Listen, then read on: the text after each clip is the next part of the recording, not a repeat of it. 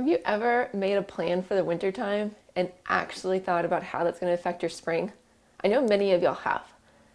Let's go over some main points about what you need in your winter training to help you get ready and feel awesome whenever you start spring and are able to get out on the trails for so much longer and harder. My name is Liz. I'm a doctor of physical therapy and also a mountain biking strength coach. Let's pop into it and see what you need in your winter training program.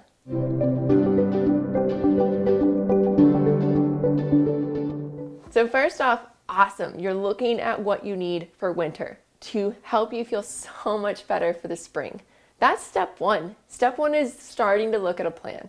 Planning out how many months you have to accomplish what you need and what your goals are come spring. This also comes down to where are you weakest? Where do you need some more help? Where do you need some more love? And so if you need just longer endurance time, base miles are great. If you find yourself at the end of last season, and seasons are kind of like, there's always that funny line, because I ride a lot in the wintertime here, but I don't get as much time on the bike, one, because of the time change, and two, just because it's cold and or it's rainy and the trails are a mess.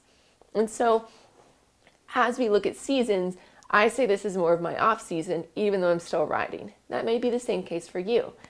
But it's how we look at where we can add more things in to help us with our mountain biking as a whole. Now is a great time to do that. So if you're lacking just endurance, you fatigue out before the ride's over, you don't have that left to make the rest of the climb, you find yourself trailing at the end of the rides when it comes to the group, and you want that to stop.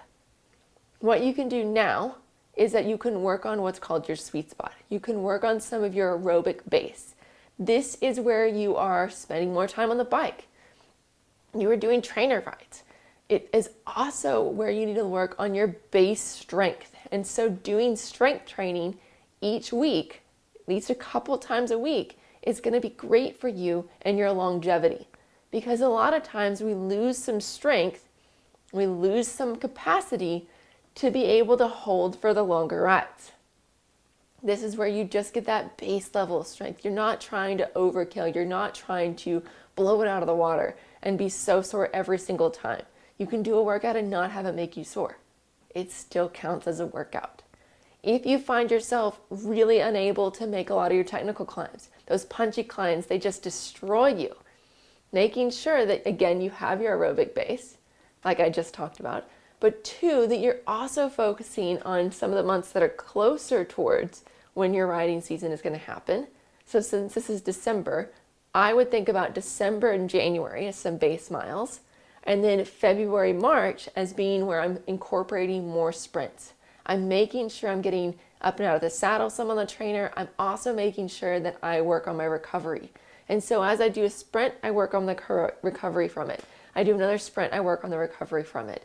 And you can incorporate these sprints into your sweet spot training. And so as you're thinking about your sweet spot, this is where you're working just shy of hard. And you're thinking about really getting that time that you're spending in that aerobic zone up. The total time for your entire ride up. So if you're doing 8-minute sweet spot intervals, at minute 4, you can bust out a sprint or two and then recover with your sweet spot. These are hard, but they're great for helping you build up your base and also put some power down. Also, if you are struggling with these technical climbs, this is where you really need to focus on your core strength. Your core strength and your glute strength are huge when it comes to your ability to tackle these technical climbs, to tackle these powerful, punchier climbs. And so also with your sprints, you really need to have that reverse lunge dialed in. You need to be able to do more single leg activities. You need to be able to feel that power in your legs. This will help you tremendously whenever you're going back in the spring and you're popping on the bike. You're going to find that your balance is so much better because you've been doing single leg activities. These all need to be incorporated in your strength program. I have a strength program that's for women mountain bikers. It's called the Ride Life Team. That's where it incorporates a lot of these. If you want just a core-centric one, I have the Core Crushers. Both of the links are in the description down below. Feel free to check it out. So if you're lacking these things, this is how you need to start incorporating and looking at your training. Are you doing specific things each month? Are you doing your strength training right now? Wintertime is the time when you can get sore, and it's not going to affect your fun group ride with a bunch of other people as much, because there's still some group rides that are happening in the winter. But it's your ability to build during these winter months. Make it happen. Set a plan. Look at the next months till April and see what you need to incorporate and what your goals are for each month. If December is going to be, I need to work on my aerobic base. January is I need to work on aerobic base, and set a baseline for strength. Then plan at least 1 or 2 rides on your trainer a week, and at least 1 or 2 strength workouts a week, and make it happen. These strength workouts don't have to be an hour long. They can be 15, 20 minutes, or even 40 minutes long. They can really incorporate some great things in a short amount of time. Make sure you're incorporating also rotation core exercises and counter rotation core exercises. This is where you are making sure that you're able to match and keep your stable base from the movements of the bike underneath of you. Also, when it comes to looking at what your training plan is for the winter, as I said before, think about what your goals are. What trail do you want to hit right off the bat and be confident for? What section do you want to hit and have it be every single time you are ready for it? No matter if it's at the end of the ride or at the beginning. These are ways that you put these things together to help you understand what you need to do for your training program.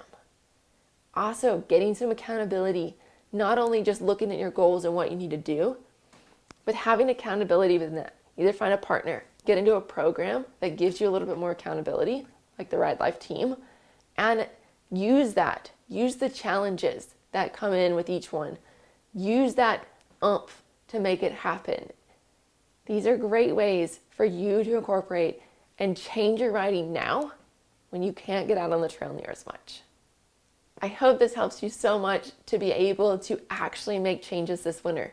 Again, if you need a program, check out the Ride Life team if you're a woman mountain biker, and just organize your months.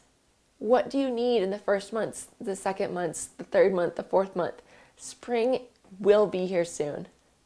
And I don't know about you, but I want to be ready for it. I personally am having surgery. I probably by the time this is released, I had surgery. And so I'm going to be starting back from a base. I'm going to be slowly building up my core strength because it's an abdominal surgery that I'm having. And I'm going to be really working on my breath. Am I incorporating, am I using these things? And so sometimes it may not be the typical base building sprints. It may be, I need to understand how to use my core. I need to understand how to actually use my glutes. It's a motor working retraining. And that's why the Ride Life team is so important and why other programs are so important, is because it gives you direction of actually what you're supposed to be feeling, how to make it happen, and a plan to incorporate this. It's why you have different levels of strength that you can start at, and getting that baseline strength and getting a base endurance are my goals for this coming winter because of the surgery that I'm having. And so not everybody's the same, and we're all going to be looking at our winter training just a little bit different. I hope y'all have a great time. And again, there's going to be something special coming out at the beginning of January. Keep your eyes and ears open. Bye, y'all.